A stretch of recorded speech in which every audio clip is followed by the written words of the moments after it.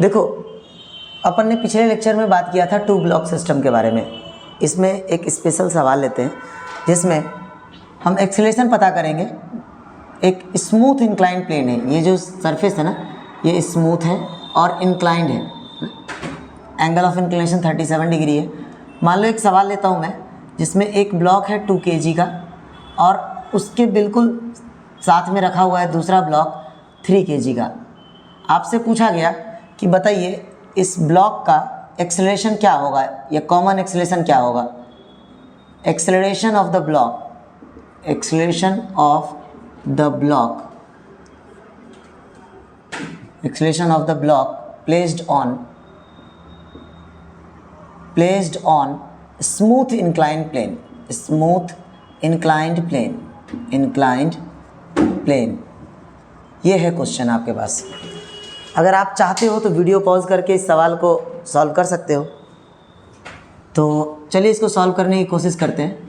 देखो क्या दिया हुआ है सवाल में, एक इंक्लाइंड प्लेन है जो बिल्कुल स्मूथ है और उसका एंगल ऑफ इंक्लिनेशन कितना है 37 डिग्री।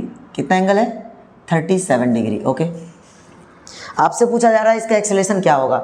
मैं आपको ये भी कहता हूँ, हो सकता है सवाल में ये भी पूछ ले find the contact force between the block. ठीक है, मान लो ये कॉन्टैक्ट फोर्स अगर अपन F लिखते हैं तो ये F के बारे में पूछा जाएगा। ठीक है, देखते हैं क्या आता है। तो आपको याद हो पिछले लेक्चर में हमने आपको बताया था कि कुछ भी समझ में ना आए न्यूटन्स लॉज ऑफ मोशन में, अगर इस टाइप के ब्लॉक वाले सिस्टम रहे तो क्या करना है, सबसे पहले फ्री बॉडी डायग्राम बनाना है। देखो अब हम क्या करेंगे, फ्री बॉडी डायग्राम बनाएंगे, FBD बनाएंगे। ठीक है, किसका बनाएंगे 2 kg का, 2 kg ब्लॉक का मैं फ्री बॉडी डायग्राम बना रहा हूँ।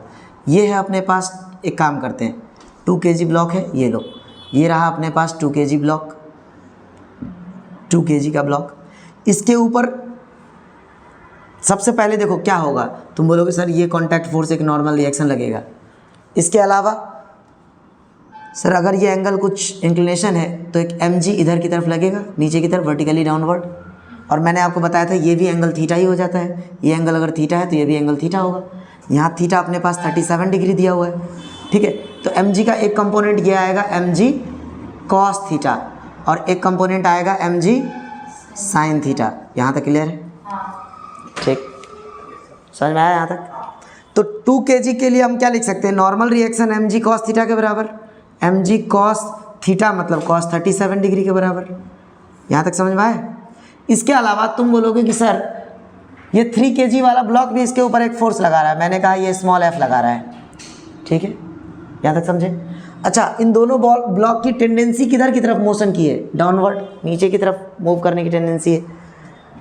एक बात तो तय हो गया ना कि नॉर्मल रिएक्शन mg cos 37 के बराबर होगा। दूसरी बात देखो, मैं लिख सकता हूँ कि सर नेट फोर्स जो होता है वो हमेशा डायरेक्शन ऑफ मोशन की तरफ होता है। जिधर भी ब्लॉक मूव करना चाहता है, डायरेक्शन ऑफ मोशन हो, उधर ही नेट फोर्स होता है। तो देखो कैसे हम लिखेंगे, हम कहेंगे निश्चित रूप से ये mg sin थीटा जो है, ये जो mg sin थीटा ज़्यादा रहा होगा, या मैं डायरेक्ट कहूँ तो मैं क्या कहूँगा mg sin थीटा, ठीक है, ज़्यादा हुआ होगा, दोनों एक डायरेक्शन में है, plus f is equal to net acceleration m into A.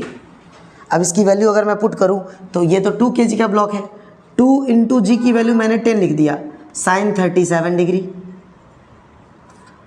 Plus f is equal to 2a। यहाँ तक समझ में आया? ये हो गया इक्वेशन नंबर 1, मैंने ऐसे कह दिया। ठीक, अब मैं क्या करूँगा, फ्री बॉडी डायग्राम बनाऊँगा, किसका 3 kg ब्लॉक का। फिर से वही कहानी है, ये 3 kg ब्लॉक है सर, इस 3 kg वाले ब्लॉक के ऊपर एक वर्टिकली डाउनवर्ड 3 इंटू mg है ना, mg इधर लग रहा होगा 30 न्यूटन, mg इधर लग रहा है। ठीक है, और इसके ये कंपोनेंट, अगर ये एंगल थीटा है तो ये कंपोनेंट mg साइन माफ़ करना mg cos थीटा इधर की तरफ आएगा और एक कंपोनेंट इधर की तरफ क्या आएगा mg साइन थीटा। यहाँ तक क्लियर है? बताओ क्लियर है? क्या ये नॉर्मल रिएक्शन इधर की तरफ लगेगा? मान लो मैंने कह दिया n2, तो हम कहेंगे ब्लॉक सर ऊपर नीचे तो जा नहीं रहा, वर्टिकली अपवर्ड डाउनवर्ड तो हो नहीं रहा। तो एक बात तो तय है कि ये n2 जो है mg, जो भी यहाँ पे अगर तुम मास m2 लिख लेते हो, अगर मान लो कैपिटल M ले लेता हूँ मैं, तो ये कैपिटल M है ना, हर जगह कर दो। तो capital M g cos theta के बराबर होगा। और अब देखो इसके ऊपर ये जो 2 kg ब्लॉक है ये भी एक फोर्स लगा रहा है एफ की तरफ, यहाँ तक समझे। ये एफ क्या है, what is small F? Small F is action reaction pair. जो 2 kg ब्लॉक 3 kg के ऊपर लगा रहा है और 3 kg ब्लॉक 2 kg के ऊपर लगा रहा है, ठीक है। तो एफ क्या है, contact force, contact force between 2 kg and 3 kg object, 3 kg block लिख लो, यहाँ तक समझे। अब देखो, अब तुम बोलोगे कि सर इस 3 kg वाले ब्लॉक की भी टेंडेंसी है नीचे की तरफ आने की, टेंडेंसी ऑफ मोशन या डायरेक्शन ऑफ मोशन किधर की तरफ है, नीचे की आने की। तो एक बात तो तय है कि सर ये capital M g sine theta ज़्यादा रहा होगा स्मॉल एफ से, तभी ये ब्लॉक नीचे आना चाह रहा है। तो हम कहेंगे कि capital M g sine theta must be greater than small f, बोलो। या फिर मैं कहूँ तो मैं कहूँगा capital M g sine theta minus F is equal to capital M into a. अब देखो दोनों ही block same common acceleration a से आ रहा है कि नहीं नीचे, यहाँ तक समझ रहे हो। ये सरफेस बिल्कुल स्मूथ है, इस अगर फ्रिक्शन रहता तो हम ऊपर की तरफ भी लगाते हैं, ये सरफेस भी तो लगाएगा कुछ ना कुछ, ये जो सरफेस है ये भी फ्रिक्शन लगाएगा, लेकिन ये तो स्मूथ है तो फ्रिक्शन की हम बात करेंगे ही नहीं। तो अब देखो अपने पास क्या आया, अपने पास यहाँ से देखो मैं लिख सकता हूँ कि sir M g sine theta मतलब एम कितना 3 kg, 3 into 10 into sine 37 degree minus F is equal to कितना 3 इंटू ए। ये हो गया इक्वेशन, कितना हुआ इक्वेशन 2, इक्वेशन 1 इक्वेशन 2 आ गया, यहाँ तक समझे। अब अपना सवाल क्या था, find the acceleration of the block. अब एक्सेलरेशन कैसे निकालेंगे, ये देखो हम क्या करेंगे, ऐड इक्वेशन 1 एंड 2 दोनों को ऐड कर लो। इससे क्या होगा देखो 20 sine 37 plus f is equal to 2a added with 30 sine 37 minus F is equal to 3a। दोनों को ऐड कर लो, plus f minus f cancel हो जाएगा। क्या आया 50 साइन 37 आया क्या, इज इक्वल टू 5a। अब आपको तो निकालना था acceleration, a is equal to, इसको डिवाइड करो, क्या करोगे 50/5 साइन 37, तो मतलब a इज इक्वल टू देखो 10 इंटू साइन 37 आया। क्या ये 10 कहीं ना कहीं ये g नहीं है, a is equal to g sine theta.